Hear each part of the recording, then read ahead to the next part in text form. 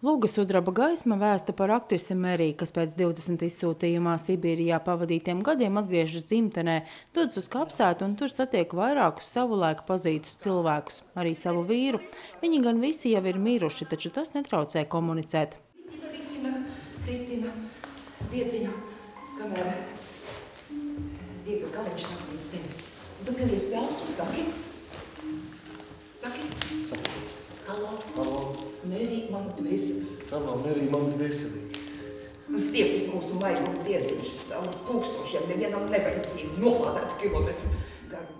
Režisors Mihāls Gruzdovs stāsta, ka ir vairāk iemesli, kāpēc viņš vēlējies iestudēt tieši šo izcilā gruzīnu režisoru un dramaturga Rezo Gabriādzes lūgu. Kinoscenārijs, kas uzrakstīja Pasi, Mimino, Kidzadzā un veselu paudzi izaudz uz viņam filmēm. Un tagad viņam pasaules slaveni maina teātris, pa visu pasauli viņi brauc.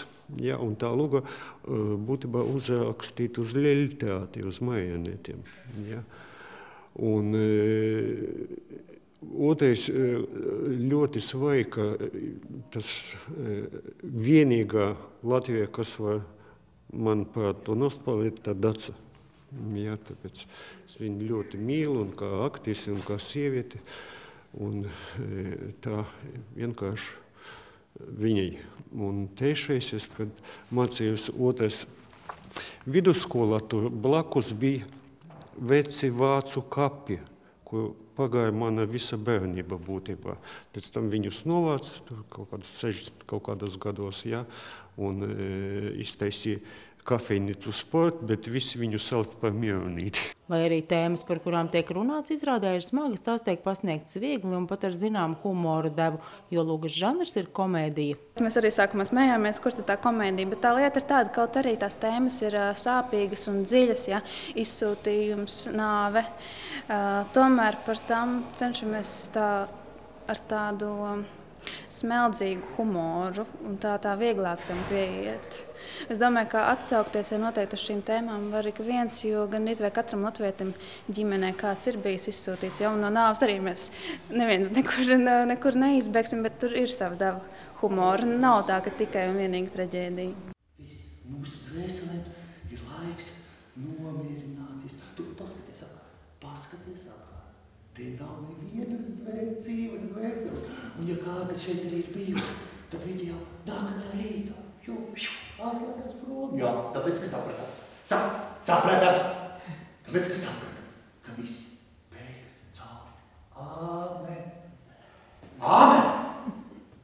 Tad, kad ar tev kaut kas notiek, tas laikam traģiski, bet kad tu skaties uz malām vai atceries kaut ko tādas brīžas, ja, tad drusciņ smaids un humora arī ir.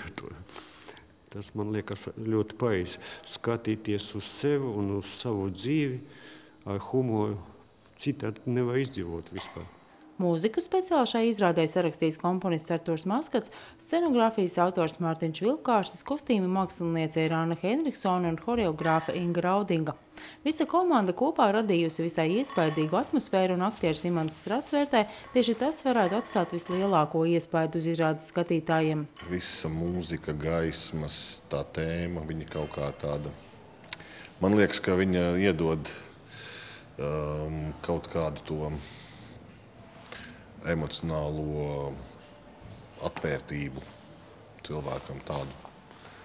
Un tur ir tā galvenā, manuprāt, foršā lieta, ka var aiziet uz teātri un varbūt viens teiksim, tas, kas notiek tekstā, mizanscenās darbībā, bet otrs kaut kāds tas plāns, kas paliek kas rada varbūt kaut kādu tieši to, ka varbūt tu nevari precīzi pateikt, par ko tur bija. Es varbūt tā nevaru pateikt, bet man tā sajūta bija tāda, tas ir forši, man liekas.